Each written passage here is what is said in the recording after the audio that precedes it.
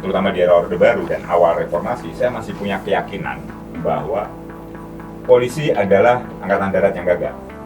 Artinya mereka yang daftar ke Akpol gitu-gitu itu karena mereka gagal angkatan darat. Karena opsi utamanya adalah untuk menjadi angkatan darat atau pokoknya tentara lah. Baru kemudian, sehingga kemudian ya begitu masuk ya mereka ya jadi setengah paramiliter gitu, tapi bajunya adalah polisi. Sebagai sebuah institusi yang bertanggung jawab untuk mengatur kelakuan internal polisi, komandannya sendiri melakukan pembunuhan terhadap anak buahnya. Artinya sebagai sebuah institusi propam itu sudah tidak bisa kita harapkan. Enggak, semua lah, bukan hampir. KPK juga begitu kok sekarang. Penegakan hukum kita itu by kuota ternyata. Jadi tergantung pada kuota, yang dimaksud kuota ini adalah budget. Jadi kalau budgetnya untuk sekian kasus lain dicuekin. Gitu. Atau budgetnya untuk 100 kasus nih, kita belum dapat 100 kasusnya nih, baru 20. Direkayasa lah jadi sampai 100. No viral, no justice, percuma lapor polisi, dan enaknya jadi polisi adalah 3 hashtag yang tersebar menjalar di media sosial. Itu sebagai wujud nyata menurunnya kepercayaan publik terhadap institusi kepolisian saat ini. Selamat datang di RFP Talk. Podcast yang Anda saksikan saat ini ialah episode pertama dari serial diskusi tentang reformasi kepolisian.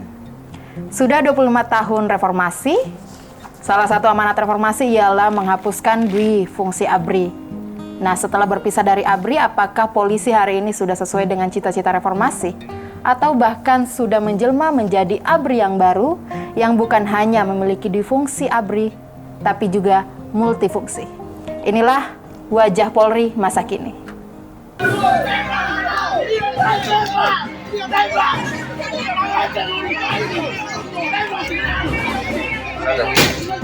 Kawan, jangan memperlihatkan Anda hebat di tempat ini. Silakan Anda membubarkan diri. Ya, ini negara hukum. Silakan. Ya.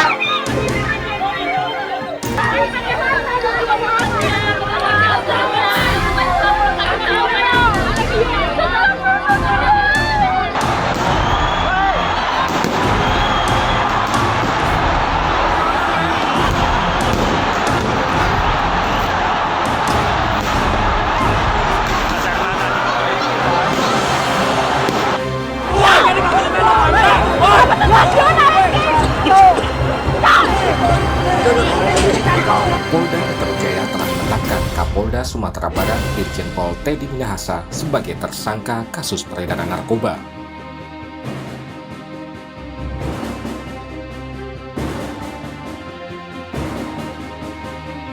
Rekaman video mahasiswa dibanting anggota kepolisian ini sempat viral di media sosial.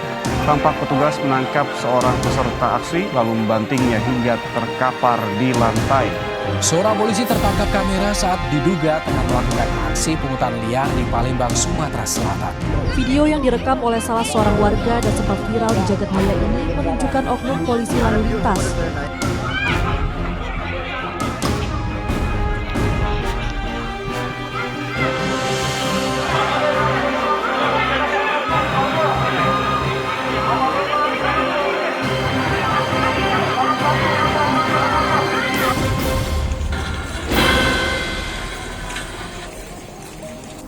Oke, itu dia tadi video tentang wajah polisi atau Polri saat ini. Bersama kita sudah hadir 2 orang narasumber. Langsung saja mungkin saya perkenalkan dulu ya. Yang pertama ada Mas Doni Ardianto dari Kurawala Foundation, Program Manager ya Mas. Selamat datang, terima kasih sudah hadir Mas. Sama-sama. Saya mau minta tanggapan juga nih tentang video yang tadi yang barusan ditonton. Singkat aja nih Mas, 2 kalimat mungkin ya, boleh. Silakan. Setidaknya dari video itu bisa kelihatan bahwa di 2 hal, spektrum tindakan yang dilakukan itu dari berbagai macam, dari soal mungkin penggusuran sampai pengamanan massa, tapi satu lagi adalah soal semuanya dengan pendekatan yang sangat-sangat militeristik. Warga dihadapi dengan senjata dan dengan kekerasan. Itu aja yang paling jelas kelihatan dari video tersebut. Saya menangkap militeristik, kekerasan. Berikutnya ada narasumber yang kedua, ada Bang Julius Ibrani atau biasa disapa Bang Ijul ya. Yap. Dari Ketua Umum PBHI. Betul. PBN PBHI. Ya. Perhimpunan Bantuan Hukum Indonesia, benar ya? Perhimpunan Bantuan Hukum dan HAM Indonesia. Oh, dan HAM Indonesia, Ya. sorry. Ya, Bang Ijul ini juga banyak memantau gitu ya. Ya. Soal kepolisian, korupsi dan penegakan hukum. Sebelum lebih jauh Bang, mungkin bisa tanggapan juga tentang video tadi. Nggak boleh sama ya sama ini Bang? Ya pasti. Harus beda. Isi kepalanya beda, pasti Lebih berbeda. panjang dikit nggak apa-apa, tapi Oke. beda. Yang pertama telah salah secara prinsipil ya mengenai fungsi dan tugas, lalu situasi yang dihadapi, yang itu yang pertama. Yang kedua adalah penggunaan kekuatan yang tidak berbasis hak asasi manusia dan tidak sesuai dengan fungsinya juga. Itu. Oke, soal penggunaan kekuatan nanti kita explore lebih jauh ya gitu Baik. Bang. Langsung aja mungkin ke pertanyaan. Oke, kita cukupkan review videonya dulu. Kita langsung ke Mas Doni. Oke. Kita akan nanya-nanya ke Mas Doni sebagai eksponen sejak peristiwa 98 sampai reformasi udah berumur 25 tahun. Mas Doni juga sebagai saksi sejarah perjalanan reformasi kepolisian. Bagaimana Mas Doni melihat reformasi Polri itu sendiri, baik situasi di era sebelum reformasi maupun sesudah? Oke, kalau ini semacam self reflection atau bahkan bisa juga disebut sebagai otokritik gitu ya, sebagai yang pernah terlibat dalam proses yang secara spesifik reformasi sektor keamanan. Yang mana seperti tadi udah disinggung bahwa salah satu tuntutan reformasi adalah untuk ya istilahnya cabut duit fungsi ABRI. Tapi kan pada dasarnya adalah itu pengen supaya aparat keamanan itu profesional dan keluar dari politik dan bisnis. Itu intinya. Dimana dalam konteks sebelum 98, polisi masih menjadi bagian dari ABRI. Itu kondisinya sebelum 98. Nah, ketika kemudian tuntutan reformasi reformasi terkait dengan cabut duit fungsi itu muncul dan diimplementasikan, setidaknya didorongnya itu pasca 98 sebenarnya, karena kemudian ada peristiwa Semanggi 1, Semanggi 2 itu kan tuntutannya adalah untuk cabut duit fungsi ABRI. Baru kemudian itu diterima oleh publik dan kemudian tuntutan itu jadi tuntutan bersama, sehingga kemudian ada agenda untuk mereformasi ABRI, yang dimana sekali lagi di dalamnya adalah ada polisi di dalamnya. Nah, problemnya adalah ketika melakukan reformasi tersebut, kita memang sebagai satu bentuk otokritik hanya fokus pada baik itu kekerasan maupun keterlibatan ABRI di politik serta bisnis, tapi tidak menyentuh, dan pada titik tertentu agak-agak lupa mungkin ya bahwa polisi juga melakukan hal yang sama gitu. Sehingga kemudian agenda reformasi untuk mengeluarkan aparat keamanan dari bisnis dan politik itu cenderung hanya terjadi di ABRI gitu. Sementara di sisi lain, proses reformasi polisi itu dilakukan dengan pada titik itu mengabaikan fakta tadi bahwa polisi adalah bagian dari ABRI, sehingga kemudian pada saat ya sekitar 2003-2004 itu semacam konsep yang dipakai untuk reformasi polisi itu yang disebut dengan community policing. Dimana sebenarnya di satu sisi dia masih terlalu jauh gitu ya, tidak terkait dengan problem utamanya tadi, kekerasan, potensi korupsi dan lain-lain, bisnis. Di sisi lain juga sebagai sebuah konsep itu juga belum clear soal yang dimaksud dengan community policing atau pemolisian masyarakat itu seperti apa. Apakah kemudian itu menyangkut soal relasi, apakah itu menyangkut soal bagaimana polisi bertindak gitu. Tapi pada dasarnya kan konsep pemolisian yang demokratis itu selalu mengutamakan apa yang kemudian kalau misalnya kita lihat di film-film tuh to serve and to protect, melayani dan melindungi. Yang mana tentunya yang dilayani dan dilindungi adalah publik gitu kan, secara umum gitu. Nah itu yang kalau saya lihat yang miss, sehingga kemudian setidaknya setelah berjalan lebih dari 20 tahun proses reformasi polisi, ya kita bisa lihat bahwa pendekatan yang digunakan di 2003-2004 dengan community policing itu ya nggak menghasilkan apapun.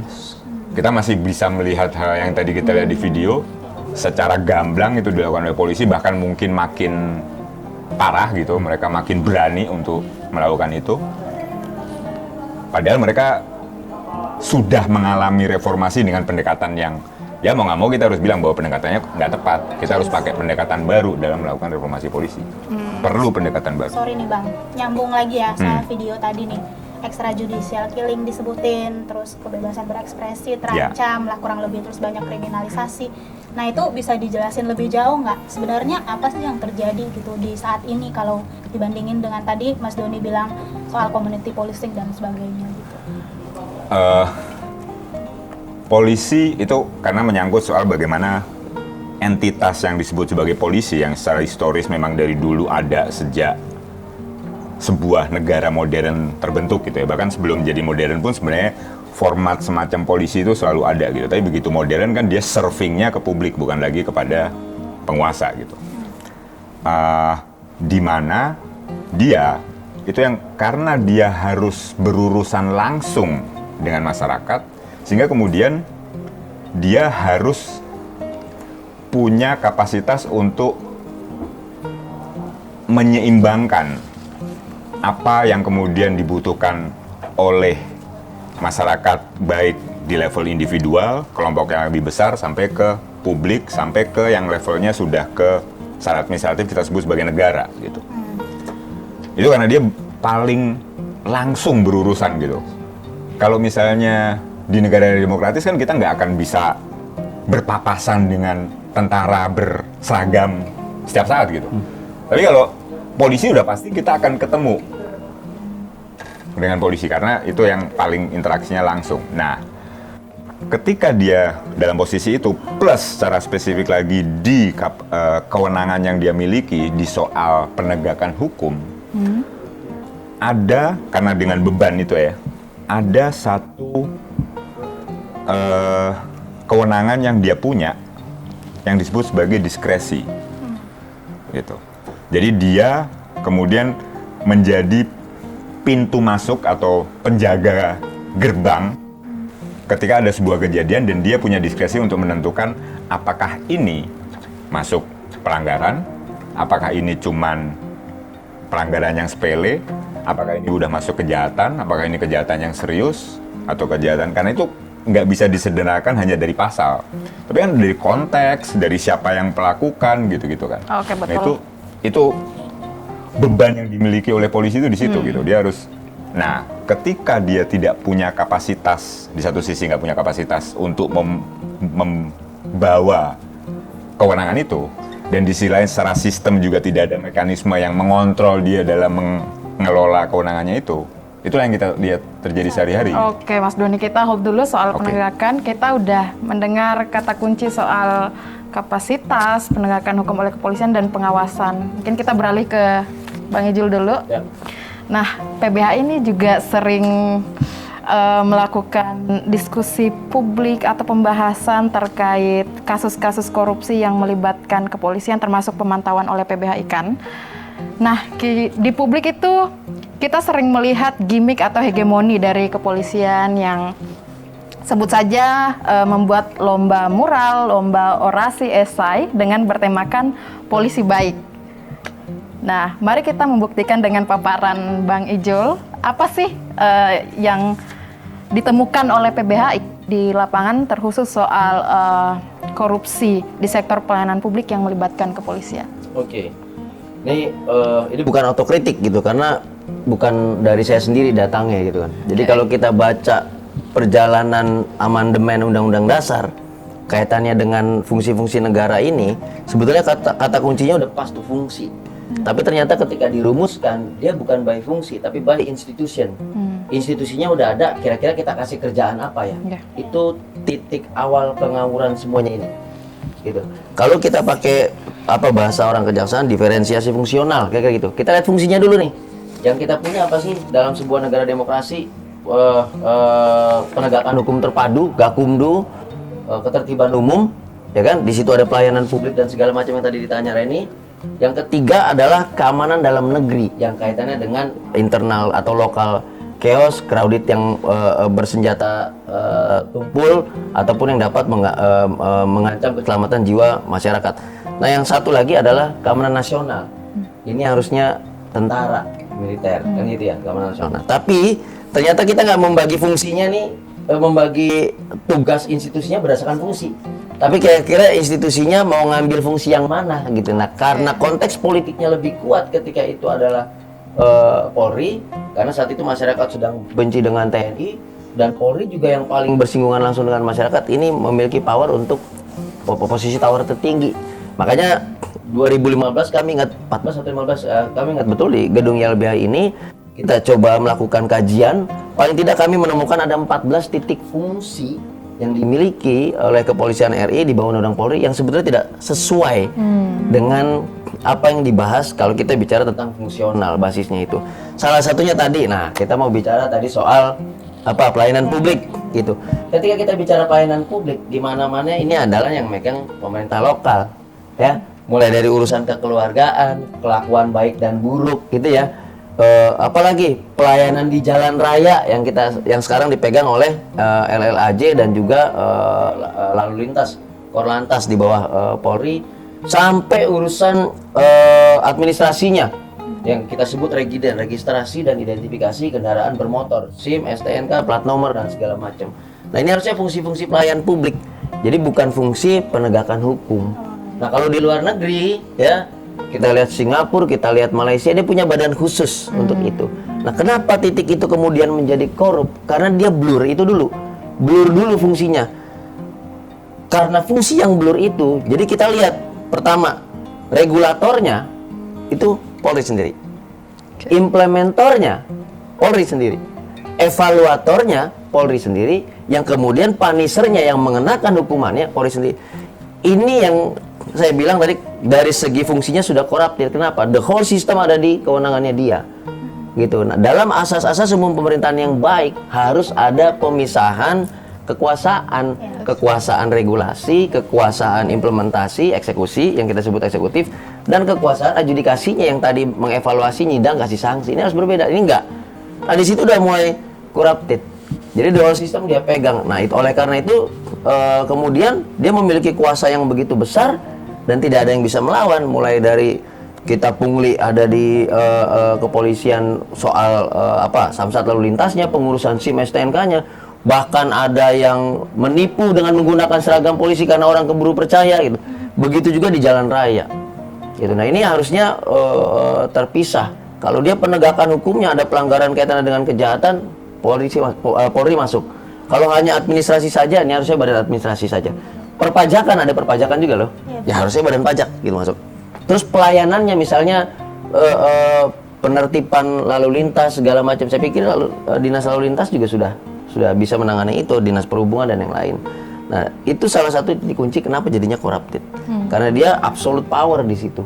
Nah, di jalanan yang tadi Pak Doni bilang, setiap hari kita berhadapan dengan persoalan itu. Makanya 2015 itu kita ngobrol sama teman-teman ICW dan memang banyak sekali titik persoalan korupsi di situ yang harus dibenahi. Sudah ada perbaikan dengan sistem elektronik yang mana nggak bisa rekayasa harusnya, tapi kemudian difungsikan lagi tilang fisik gitu ya di lapangan. Nah, itu kan jadi potensi karena tidak ada pengawasannya, eksternal maksudnya kan pengawasnya dia juga. Nah, itu salah satu fungsinya. Nah, hal ini juga ternyata terjadi di fungsi yang lain. Tadi bicara ketertiban umum ya. Penegakan hukum juga sama. Siapa yang bisa melakukan pengawasan secara efektif dan efisien terhadap fungsi penegakan hukum di Polri yang langsung menyentuh pada substansinya. Misal rekayasa kasus, ya. Kemarin kasus Ferdy Sambo ramai betul, direkayasa BAP-nya dan segala macam. Siapa yang bisa kemudian mengubah itu? Apakah karena masyarakat rame segala macam, wah heboh di publik, tekanan publik? Tidak. Ujung-ujungnya apa? Kemudian Kapolri membentuk tim etik ini juga bagian dari pengawasan umum, memerintahkan untuk memeriksa BAP ulang. Artinya kan dia sendiri nih. Lalu eksternalnya mana? Tidak ada pengawasan eksternal sama sekali. Jadi kita cuma bisa berharap ketika ada peristiwa Ferdy Sambo yang lain, yang menindak adalah internal Polri, karena begitu regulasinya. Gitu. Oleh karena itu disusul lagi dengan kasus Teddy Minahasa yang menggambarkan karut-marut organisasi peredaran narkotika, gitu, yang sekarang mengalami transformasi. Nanti saya jelasin lebih detail soal itu. Kenapa bisa disidangkan? Ya karena perintah Kapolri langsung. Periksa, ada yang ngumpul di istana, ketika ada yang dites lalu ada yang positif, coba diperiksa lebih dalam lagi. Ternyata dia bagian dari kebandaran narkotika di Indonesia sampai ke level internasional bahkan.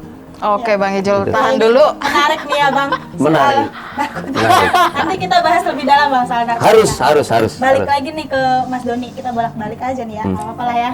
Mas Doni tadi kan udah cerita kurang lebih soal reformasi kepolisian dari tahun sebelum reformasi, gimana reformasinya, dan sekarang 25 tahun ya, udah 25 tahun reformasi.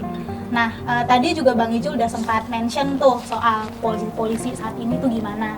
Kalau dalam video kita lihat kan brutal lah ya, kurang lebih gitu.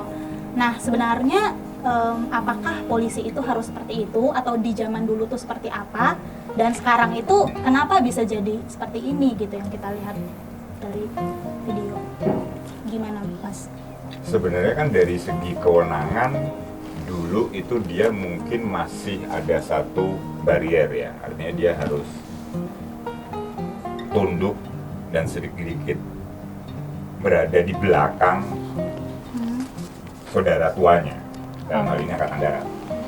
Gitu. Sehingga kemudian apapun yang dilakukan itu ujungnya adalah Angkatan Darat. Kekerasan itu dulu penculikan misalnya Marsina, Udin, itu lebih banyak ada keterlibatan Angkatan Darat di situ dibanding polisi. Polisi itu kayak ini aja, penggembira aja gitu, dia bantuin aja gitu di belakang. Tapi by the time tentara harus keluar dari wilayah publik gitu, berfungsi. Walaupun sekarang masih ada sisanya gitu, tapi setidaknya ada, mereka menarik diri dari ini publik. Polisi yang jadi garda paling depan. Tapi kultur dan karakternya sama. Jadi sebenarnya sama aja ya. Sama aja, cuman posisi mereka dulu hanya jadi pengekor gitu. Pengaman teknis bahasanya. Jadi garda depan, tapi ya kelakuannya sama. Oh, itu niru ABRI berarti atau gimana, Bang? Ya saya rasa karena mereka memang, pertama gini, secara struktural itu bagian ya. Tapi kan setidaknya bahkan mungkin sampai sekarang, walaupun mungkin 10 tahun terakhir mungkin udah beda ya. Tapi di era, terutama di era Orde Baru dan awal reformasi, saya masih punya keyakinan bahwa polisi adalah Angkatan Darat yang gagal. Artinya mereka yang daftar ke Akpol gitu-gitu itu karena mereka gagal Angkatan Darat. Kan opsi utamanya adalah untuk menjadi Angkatan Darat atau pokoknya tentara lah. Baru kemudian, sehingga kemudian ya begitu masuk ya mereka ya jadi setengah paramiliter gitu, tapi bajunya adalah polisi. Itu secara kultural kalau saya lihat. Oke, kita nangkepnya sebenarnya ada persoalan kapasitas, multifungsi, sampai mengakibatkan apa tadi ada kata kunci brutalitas. Kita beralih ke Bang Ijul lagi. Ya. Kita bahas lagi nih kerja-kerja PBHI yang juga banyak mengulas wajah kepolisian, termasuk membuat riset, pemantauan, dan di lapangan kita ternyata menemukan brutalitas dan minimnya akuntabilitas institusi ini, sampai secara khusus ada fungsi keamanan yang digunakan di bukan sasarannya sebenarnya, seperti izin keramaian dan sebagainya. Mungkin boleh diceritakan soal itu, Bang Ijul? Ya, saya harus pakai kata kunci. Saya ingatkan berkali-kali, antara konteks dan fungsi ini ya sengaja nggak dicocokin atau memang dia nggak mengubah watak itu ya. Tadi ada beberapa ibu-ibu dia demonstrasi konteksnya demonstrasi. Maka ketika konteksnya demonstrasi, dia harusnya ketertiban umum. Ketika ketertiban umum yang dihadapkan pada dia adalah Satpol PP dan perempuan juga tangan kosong titik. Jadi barikade fisik. Gitu. Tapi yang kita lihat, Brimob, Sabara bersenjata lengkap, bersenjata api, gas air mata dan yang lain. Itu untuk bertempur. Jadi udah meleset fungsinya. Nah, kenapa bisa demikian? Macam-macam konteksnya. Konteks sosial politik dari zaman rezim otoritarian zaman dulu sampai sekarang, ya meskipun sudah 25 tahun reformasi, masih melihat ketika masyarakat berkumpul itu ancaman kedaulatan negara yang harus diberangus. Itu satu. Jadi masih lihat fungsi itu. Padahal ya kalau kita lihat anggota-anggota DPR tuh hobi jalan-jalan buang-buang duit ke Eropa, ke Amerika ya. Dia ngelihat bagaimana Inggris itu di kota Londonnya tuh pakai kuda. No arms, no weapon, pakai kuda. Fisik, badan fisik yang jaga untuk public order, ketertiban umum. Tapi begitu dia balik ke Indonesia dia lupa. Pakai lagi hal yang sama. Jadi nggak berubah regulasi kita. Ya, dia udah lihat di seluruh dunia nggak ada yang kayak kita. Itu udah berubah. Nah, itu pertama. Yang kedua, PBB pernah coba menelisik lebih dalam soal sistem pendidikan dan kurikulum. Gitu. Yang memang tidak pernah tuh ada satu kurikulum khusus yang membedakan antara konsentrasi massa dalam kerangka exercise hak publik tadi, hak asasi manusia, demonstrasi, aksi damai, dan yang lainnya, chaos gitu, atau crowded yang memang menyerang menggunakan, dia nggak pernah exercise itu, dia nggak pernah ada. Makanya sibuk akhirnya bikin gimmick gitu, mural segala macam. Karena seringkali mural kemudian ditangkep-tangkepin, masyarakat bereaksi keras. Ya udah, kami nggak akan represif sampai bikin mural. Kita bikin lomba mural, lalu demonstrasi. Ayo demonstrasi, caci maki polisi segala macam, caci maki negara, caci maki pemerintah. Ini dalam kerangka lomba. Bukan itu, setelannya bukan itu. Tetap saja fungsinya nggak sesuai konteksnya. Itulah kenapa brutalitas masih berjalan. Dan ketika kita lihat, memang pendidikan yang tadi itu yang dihadapi oleh ibu-ibu sekalian, mahasiswa sampai dibanting, pendidikannya adalah pendidikan tempur. Dibagi menjadi 2 level. Pertama tempur fisik, yang kedua tempur bersenjata. Jadi konteksnya tetap tempur tanda kutip gitu. Apakah pas ditaruh di depan ibu-ibu ya gitu? Yang enggak lah, udah pasti ditembakkan itu ibu-ibu. Hal yang sama terjadi di kasus Kanjuruhan. Itu udah nggak tepat antara konteks dan fungsi, sehingga penggunaan kekuatan yang ditaruh di lapangan itu udah nggak pas. Nggak mungkin orang bersenjata lengkap, laras panjang, peluru, gas air mata, datang ke ibu-ibu. Ibu, saya bujuk ibu, ngomong baik, ngapain orang dididiknya buat nembak? Itu udah nggak pas, itu udah salah. Jadi sebelum dia datang saja, secara regulasi, kurikulum pendidikan institusi itu sudah salah kaprah semuanya. Jadi apa yang terjadi tadi di tayangan itu adalah sebuah hal yang amat sangat mudah untuk diprediksi sejak institusi itu membuat regulasi dan menetapkan kurikulum pendidikan anggota-anggotanya. Gitu. Ini lanjut dikit ya Bang. Banyak aja, jangan dikit-dikit. Soal bisnis nih Yes. kali ini. Dalam konteks polisi sebenarnya kalau sebagai individu kan juga berhak berbisnis lah gitu ya. Tapi kalau dalam konteks keamanan, bisnis keamanan, sebenarnya apa sih yang terjadi di kita nih di Indonesia ini saat ini, dan kenapa itu tuh kaitannya dengan korupsi mungkin atau dengan penegakan hukum? Oke, kata kunci korupsi di ujung itu salah satu prinsip untuk menghindari terjadi korupsi itu adalah konflik kepentingan. Nah, kalau kita sudah bicara bisnis, kita bicara kepentingan. Kalau kita bicara tugas dinas itu kita bicara pengabdian. Nah, ketika sudah ada pengabdian dan bisnis, ini pasti ada konflik kepentingan di sini. Nggak mungkin bisa dicampur adukkan, yang satu mencari keuntungan, yang satu pengabdian, bentrok. Jadi kalau dua-duanya bisa nongkrong bareng, itu sudah terjadi konflik kepentingan. Itu secara prinsip dulu. Nah, oleh karena itu seringkali kita melihat ya ketika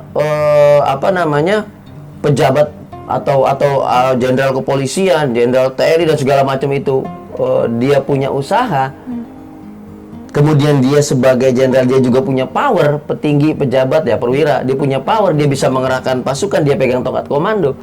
Maka ada satu titik di mana dia pasti memanfaatkan itu untuk kepentingan pribadinya. Saya kasih contoh begini. PBI pernah dampingin masyarakat Mesuji di Sumatera Selatan, korban perampasan hak atas tanah di perkebunan sawit PT Rekreasi Mandiri. Ya. Pemiliknya itu adalah Syahri Sitorus, gitu, perusahaan itu. Beliau juga adalah Komisi 3 DPR RI, anggota partai politik juga pemenang. Jadi seketika masyarakat meminta itu, tanahnya dikembalikan, ya dia kirim surat ke Kapolri, kemana untuk pengamanan. Seketika masyarakat ditembakin semuanya, ditembak-tembakin, kami pegang selongsong pelurunya dan segala macam. Kepolisian dari Polda, Polres, Polsek semua berkumpul untuk melawan masyarakat. Sebagian besar adalah ada juga ibu-ibu dan anak-anak.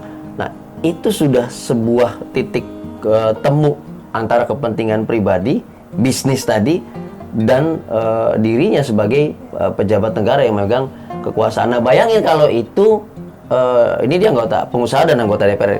Bayangin kalau dia adalah seorang perwira kepolisian.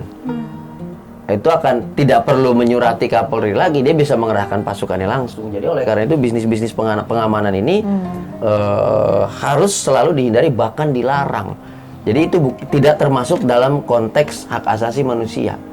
Itu justru adalah untuk mengamankan hak asasi manusia publik, karena manusia yang satu ini punya kekuasaan lebih daripada manusia lainnya, dan dia berpotensi untuk melanggar hak asasi manusia lainnya karena dia punya kuasa mengerahkan pasukan, menggunakan senjata, menyerang masyarakat dan yang lain. Jadi disitulah titik korupsi yang jadi pijakan, harus dilarang gitu. Nah, kalau bisnis-bisnis yang lain misalnya yang aman gitu lah, bisnis apalah, desain grafis ya nggak ada urusannya, silahkan aja. Percetakan boleh jadi gitu, asal jangan yang order instansi Polri sendiri. Itu korupsi juga, itu salah korupsi. Kan irisan kepentingannya tadi ketemu di situ. Gitu kira-kira. Oke. Pertanyaan lagi? Sebenarnya saya mencerna tadi apa yang disampaikan oleh Bang Ijul. Pusing ya? Iya, tadi kayak berarti korupsi itu akan lebih besar dilakukan, keuntungannya akan lebih besar kalau dilakukan oleh atasan polisi bahkan ya. Betul. Karena dia punya pasukan. Korupsi akan lebih berbahaya ketika dia bukan sekedar seorang penguasa saja, tapi penguasa yang memegang tongkat komando dan memiliki pasukan organik komplit bersenjata. Itu udah lebih bahaya. Oleh karena itu, ya, di zaman Orde Baru misalnya korupsi-korupsi yang dilakukan itu banyak di backing atau di backup oleh militer, tentara, karena komplit itu. Kuasanya dia pegang, komandonya dia pegang, pasukan organiknya ada, senjatanya ada. Nggak perlu birokrasi dia nyuratin sana sini, langsung jalan. Jadi saya nangkep soal ini nih, baik ini masih soal ABRI yang masih ada sisa-sisanya sampai hari ini ya, baik militer maupun polisi ya, rantai komando itu ada dan sangat dimanfaatkan oleh polisi atau institusi yang korup ini gitu. Saya lanjut ke Mas Doni. Ini kita langsung aja ke jantung diskusinya, meskipun kita udah bisa menyimpulkan bahwa sudah ada multifungsi sebenarnya dari institusi yang kita bahas dari tadi. Oke, Mas Doni, sebenarnya apa masalah terbesar di kepolisian saat ini? Berat pertanyaannya. Iya. Tapi kalau mau disimpulkan sih gini, dari situasi historis gitu ya, perkembangannya sekarang itu, walaupun belum banyak bukti, apalagi secara legal ya, kita cuma bisa melihat semacam ya puncak-puncak gunung es gitu lah ya. Tapi setidaknya dari kasus Sambo sama Teddy Minahasa, itu dua hal kita bisa lihat bahwa ada problem kultur kekerasan yang sedemikian kuat. Kedua, ada problem penyalahgunaan kewenangan. Ini dua bukan sesuatu yang terpisah sama sekali, itu saling terkait. Tapi dua-duanya itu didasari oleh setidaknya satu hal kunci yang tadi juga beberapa kali disebutkan oleh Ijo. Tidak adanya oversight. Itu yang definitif. Sementara sisi lain, penyebab utamanya mungkin orang melihatnya lebih secara kultural gitu ya. Ya karena itu dia masih sangat militaristik dengan seragamnya, dengan strukturnya gitu, dengan tongkat komandonya, betul.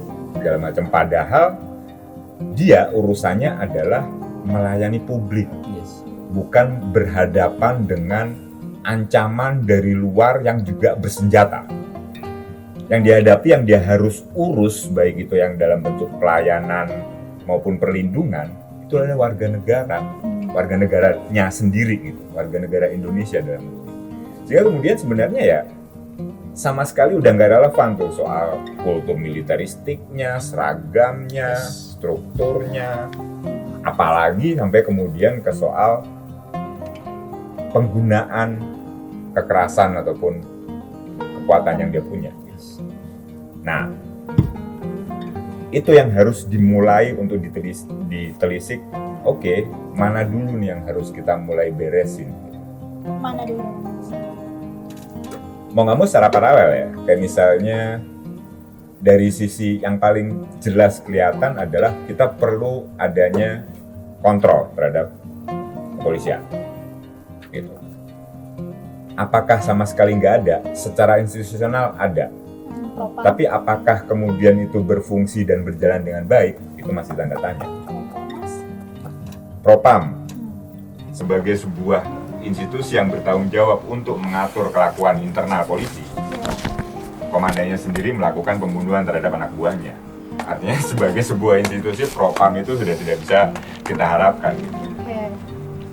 Kompolnas sebagai institusi, kalau menurut saya itu dia nggak jelas dia mau ditempatkan sebagai sebuah komisi yang seperti apa. Apakah dia ad hoc atau permanen?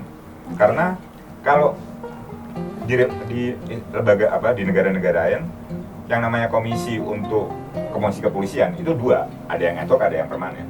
Kalau yang ad hoc itu biasanya lahir dari sebuah skandal dan kemudian karena ada skandal itu kemudian dibentuk sebuah komisi ad hoc untuk ini penyebabnya apa nih? Misalnya kasus Sambo dan kasus Kanjuruhan dan kasus Teddy Minahasa sebenarnya udah cukup jadi dasar untuk bikin sebuah komisi reformasi kepolisian untuk melihat ini sebenarnya akarnya apa sih nih? Kenapa bisa ada orang macam Sambo? Kenapa bisa macam ada Teddy Minahasa? Kenapa sampai kemudian ada kejadian Kanjuruhan? Itu harusnya udah kalau di negara-negara yang normal itu udah layak untuk jadi sebuah komisi yang kemudian komisi itu sebenarnya strukturnya sama, maksudnya pasti ada negara, pasti ya menurut saya layak lah Menko Polhukam duduk sebagai ex officio komisi ad hoc ini untuk meneliti sebenarnya problemnya apa.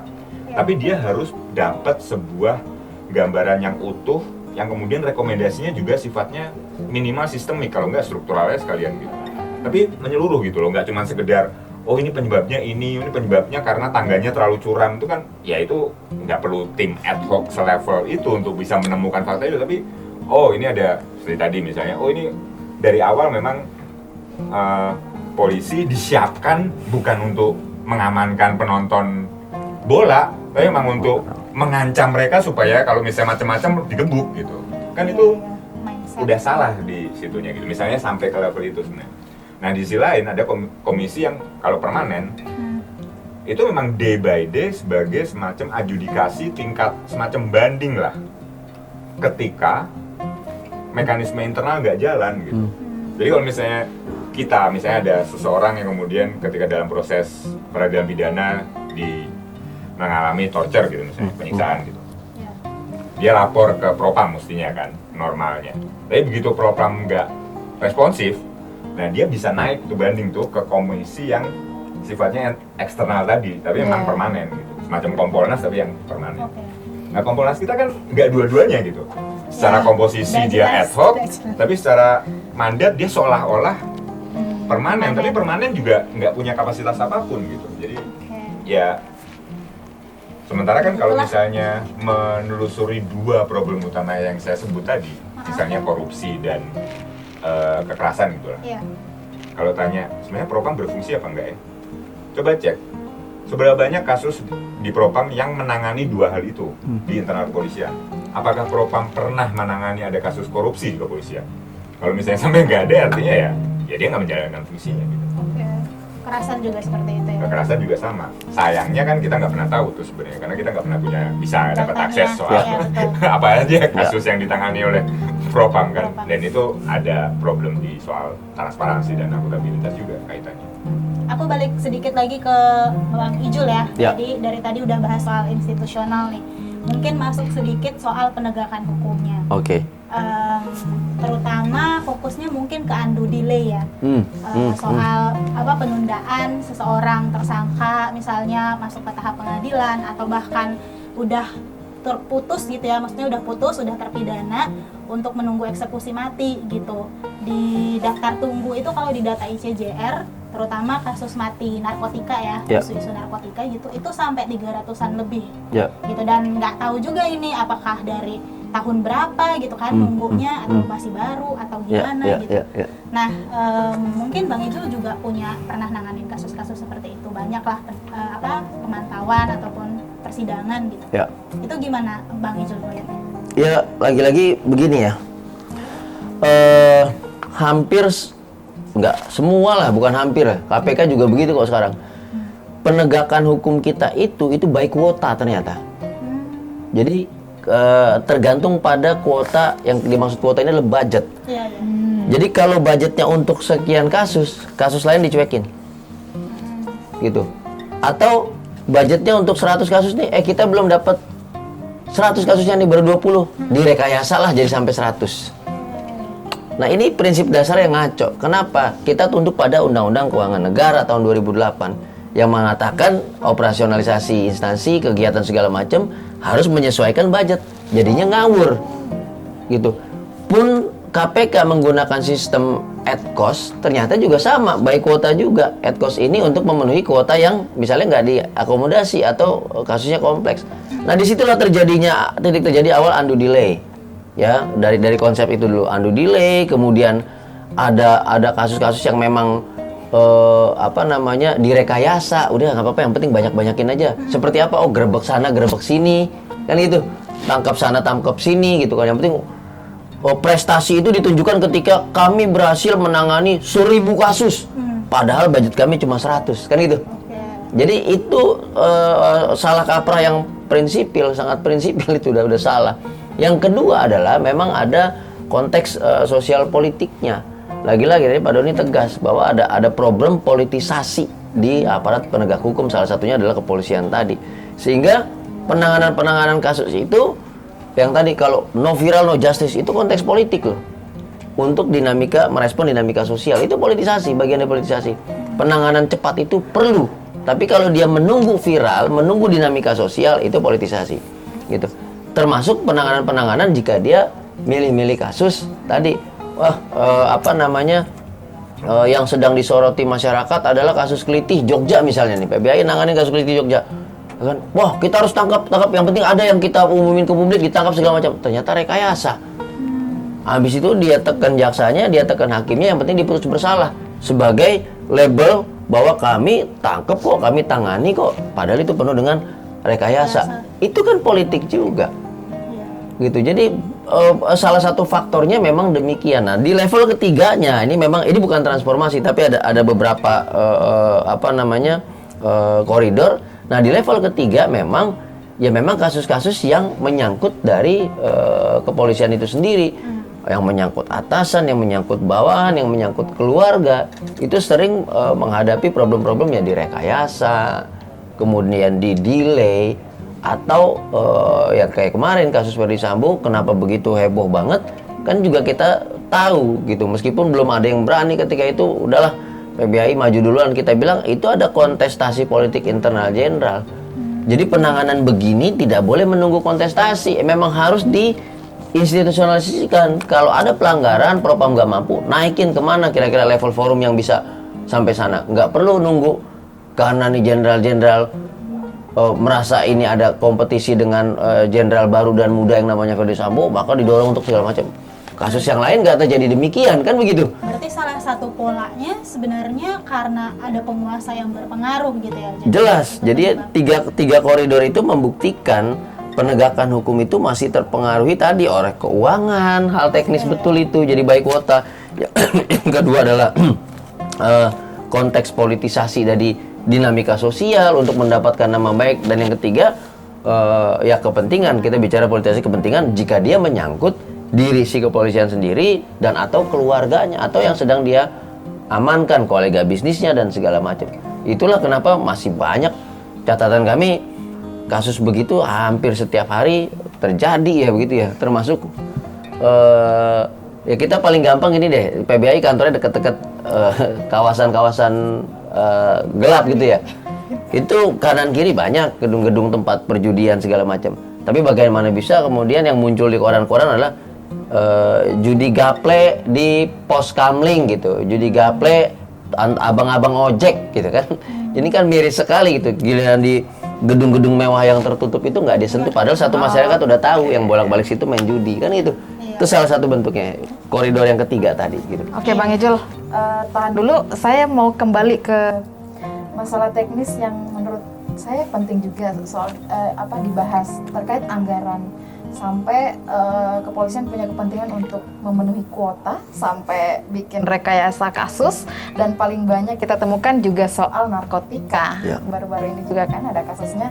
Nah itu juga fenomena ini juga melanggengkan perilaku koruptif, kriminalisasi, bahkan orang nggak bersalah dikriminalisasi, dan perilaku sewenang-wenang dari kepolisian. Nah, seperti apa sih gambaran di lapangan itu terkait fenomena rekayasa kasus, khususnya menyangkut soal narkotika?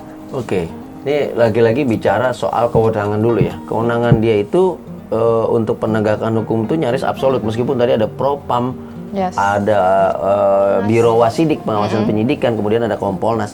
Tapi kan kesemuanya ini tidak satu pun yang bisa menyentuh substansi perkara. Nggak boleh, ketika ada BAP yang segala macam, dia nggak bisa ngoreksi. Tetap si penyidik yang memiliki kewenangan absolut untuk memanggil orang yang diperiksa, saksi atau tersangka, dan merevisi BAP itu. Jadi itu nggak bisa disentuh tuh. Nyaris kayak hakim ketika mutus, apapun isi pertimbangan hakimnya, cuma Tuhan yang bisa ngoreksi. Karena katanya teknis judisial nggak boleh disentuh. Itu sama sebetulnya, konsepnya begitu. Nah, dari situ kita lihat misalnya peredaran narkotika. Satu aja contoh. Bisakah kita mengetahui jumlah barang bukti kasus-kasus narkotika yang sedang diperiksa disimpan di mana, dan kemudian berapa jumlahnya, siapa yang mengelola? Karena barang rampasan atau barang bukti, benda sitaan harus ada pengelolaannya.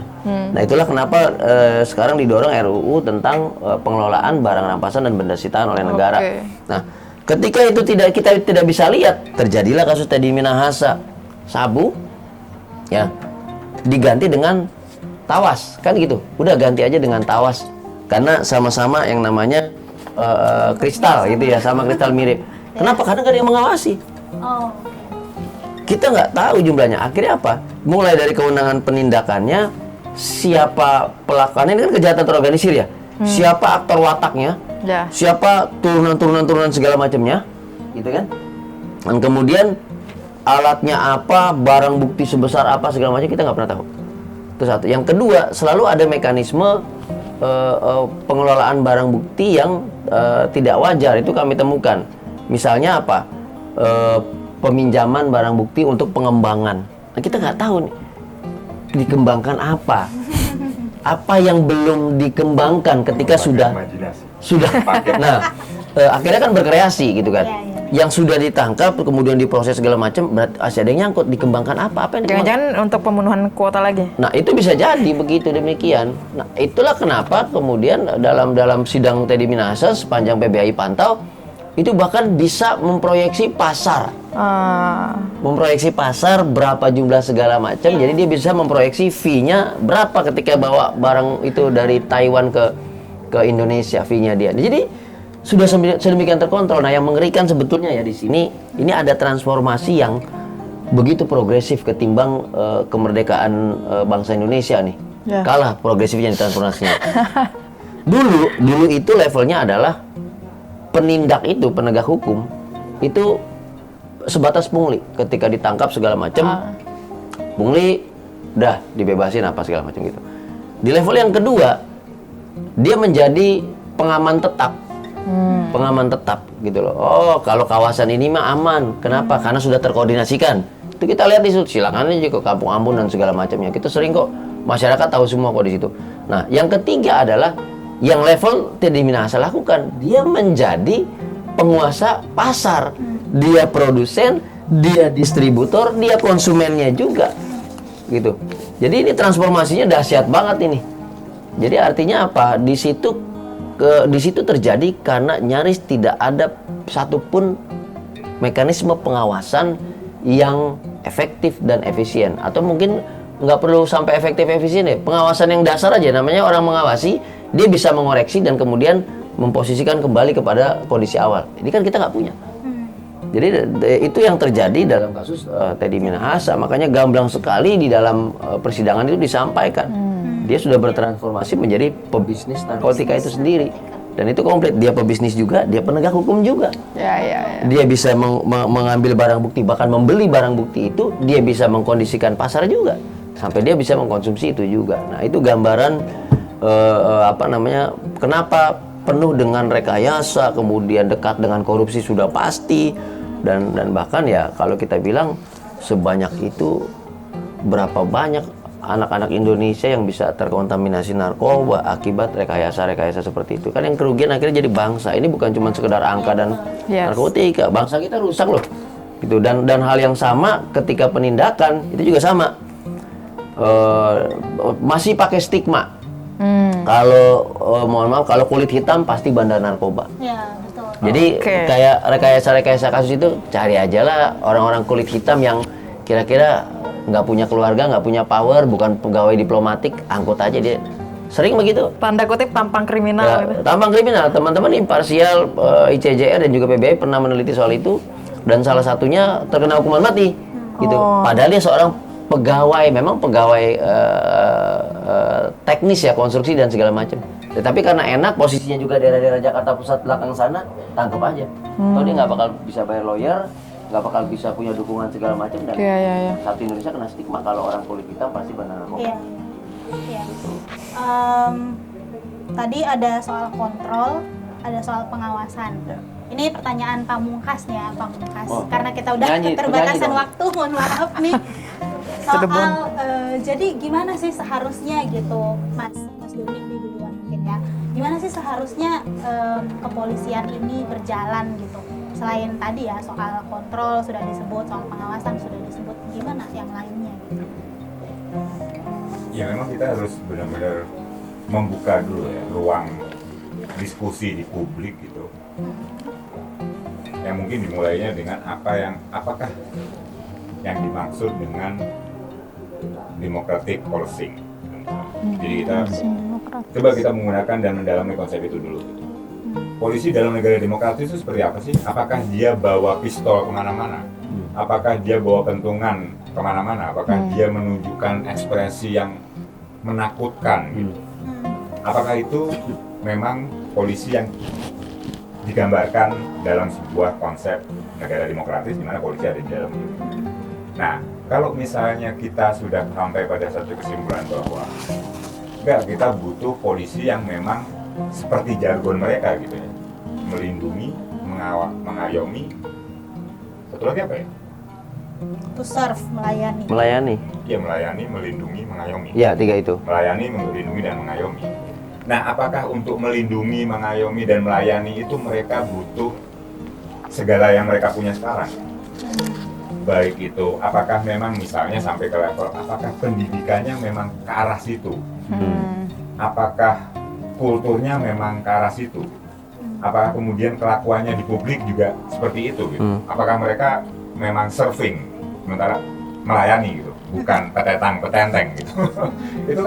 itu yang publik harus kita ajak untuk diskusi. Oke, kita butuh polisi yang seperti apa sih? Kan kita akan mengharapkan pasti polisi yang ya sebagian mungkin sudah muncul gitu ya, viral gitu, polisi yang bantuin ketika mobil mogok dorong gitu misalnya. Tapi akan lebih bagus lagi kalau itu nggak perlu pakai seragam dan nggak perlu bawa pistol di sininya gitu. Gitu misalnya. Jadi ya benar-benar dia bagian dari masyarakat gitu. Nah, dengan cara itu baru kemudian kita bisa sampai pada yang kita sebut sebagai community policing sebenarnya, bahwa dia memang polisi yang melindungi masyarakat gitu. Nah, untuk mencapai ke arah situ itu kan ya dengan Masih jauh. kondisi yang ada, selalu pertanyaan terbesarnya adalah mulainya dari mana gitu kan. Oke, mulainya Kita dari dapat mana? polisi yang nggak bikin kita mendua gitu. Di satu sisi kita butuh, tapi di satu sisi juga kita ngeri sedap gitu kalau sama polisi itu. Iya kan? Iya. Kita harus benar-benar santai kalau sama polisi itu. Wah, ini pasti akan bantuin gua. Itu kan itu yang kita harapkan gitu. Iya. Sosok polisi yang kalau kita nyamperin dia itu kita pasti akan udah aman gitu. Iya. Kalau sekarang kan masih Trauma sih. iya kan, ada traumanya, ada takutnya, gitu-gitu kan. Ya karena Ragu. sosoknya masih seperti itu. Nah, itu kita perlu mulainya dari situ, sebuah gambaran soal ya sisanya sih tentunya masih banyak banget ya, karena ya itu menyangkut soal struktur, Ya, kultur, betul. dan lain-lain. Tapi saya rasa sih publik akan setuju jika ya itulah sosok polisi itu ketika mereka Kita merasa terlindungi. terlindungi Kita. dan juga nggak ada sikap ragu-ragu mendua tadi. Betul. Setidaknya juga publik juga kalau misalnya nggak ada lagi tuh sampai benar-benar misalnya ada satu periode sejarah di mana kemudian istilah bahwa kalau kehilangan kambing lapor polisi malah kehilangan Ya, sapi ya. itu benar-benar udah hilang dari Yes. sejarah. Di titik itulah baru kita menemukan satu polisi Siap. ya Kambing dan sapi. Bang Ijul gimana Bang Ijul? Harus beda ya jawabannya ya. Ya pasti beda. Silakan Bang. Kalau kita ditanya mulai dari mana, sebetulnya kekisruhan ini mulai pasca amandemen Undang-Undang Dasar ya. Kemudian lahir Undang-Undang Nomor 2 Tahun 2002 dan disusul Undang-Undang TNI. Kan gitu. Harusnya nih bareng dibahasnya nih untuk berbagi peran berdasarkan fungsi. Itu. Jadi kalau kita mau ubah itu dulu diubah. Gitu. Itu dulu diubah. Ya, berbagi peran berdasarkan fungsi. Tadi yang Pak Doni bilang, kita ngomongin pelindung pengayom, pelayan masyarakat. Itu tadi soal Gakum dulu, penegakan hukum terpadu, soal Tibum, ketertiban umum, sama soal apa tadi Kamdagri. Gitu. Melindungi itu Kamdagri, ya kan? Mengayomi itu Tibum, melayani itu penegakan hukum, kan gitu. Tapi kemudian penegakan hukum datang di ruang Tibum atau yang pakai senjata harusnya Kamdagri datangnya ke penegakan hukum. Itu kan ngawur. Kenapa? Nggak pernah diperjelas. Jadi sebetulnya pertanyaannya kita mau membenahi Polri atau termasuk TNI dan yang lainnya, atau justru kita mau membenahi fungsinya dulu nih. Jangan-jangan kalau fungsinya ini udah dibenahi, bisa jadi itu bisa mengubah sampai kejaksaan, bisa mengubah sampai Pemprov juga, karena kita melihat fungsinya di situ. Misalnya apa? Tadi soal pelayanan sederhana lah SKCK apa? Itu cukup ke kelurahan sebetulnya. Artinya butuh Polri nggak di situ? Nggak butuh. Cukup kelurahan. Kalau misalnya pun ada syaratan bebas perkara, kan putusan pengadilan, berarti ngurusnya ke pengadilan. Itu. Jadi fungsi itu bisa memperhatikan. Yang kedua juga tadi ada instansi-instansi yang memang satu garis fungsi penegakan hukum terpadu. Berarti ada kejaksaan di situ. Ya dia harus terkoordinasi dengan kejaksaan di situ. Gitu. Ketertiban umum bicara tentang kondisi public order, berarti pemerintahan daerah masuk itu. Siapa? Kemendagri misalnya, dan yang lainnya. Nah, kalau saya melihatnya di situ dulu kita mesti duduk. Jangan sampai salah kaprah lagi, orang nonton bola didatengin Brimob untuk perang. Ya kan? Begitu ngomongin, "Pak, jangan ditembak." Ya bagaimana dia latihannya untuk menembak? Dia bukan latihan untuk salaman atau negosiasi, untuk menembak. Jadi bahasa yang digunakan adalah bahasa menembak. Nggak akan cocok ketika dia disuruh untuk negosiasi dan menasihati orang. Nah, jadi itu yang paling krusial sekali untuk menghentikan semua kebrutalan, korupsi, dan penyalahgunaan wewenang di tubuh institusi Polri gitu. Ya, makasih ya Bang Ijul. Mohon maaf sekali nih Mas Doni dan Bang Ijul, waktu kita sangat terbatas ya. Terima kasih banyak atas kehadirannya. Sama-sama, terima kasih Lovina, terima kasih Reni.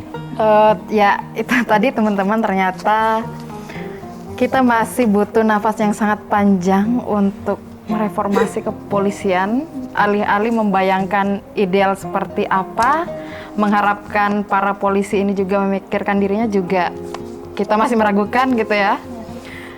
Itu satu, bahwa kita masih butuh perjalanan yang sangat panjang untuk melihat polisi dalam situasi yang baik. Dan pas dengar jawaban dari Bang Idul tadi juga, saya ini ketawa sendiri dengan imajinasi yang ada di pikiran saya tadi. Jangan-jangan polisi sekarang juga jadi bingung karena fungsi yang dimilikinya gitu. Memang itu fakta di Kanjuruhan begitu.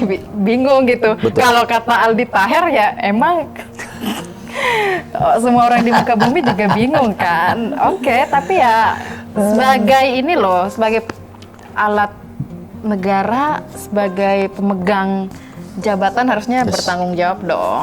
Ya. Oke, itu tadi diskusi kita teman-teman. Demikian RFP Talk edisi perdana kali ini. Kita udah mengulas secara umum wajah kepolisian, mulai dari penegakan hukum oleh kepolisian sampai dengan korupsi yang melibatkan kepolisian. Setelah ini akan ada RFP Talk episode 2, 3, dan seterusnya.